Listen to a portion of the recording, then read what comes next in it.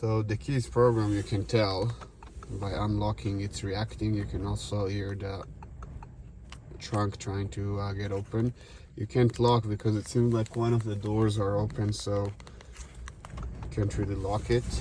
And when you push to start, you can see the key reacting by flashing. It means that the key is programmed, but something is preventing it from starting the car. Not sure what is it.